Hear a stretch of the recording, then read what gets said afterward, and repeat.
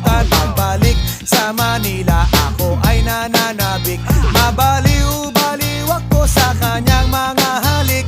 Okay lang, di maiwasan na mamiss paminsan-minsan. Pero pag kami nakita, aking panggigigilan. Di ko siya titigilan when she comes.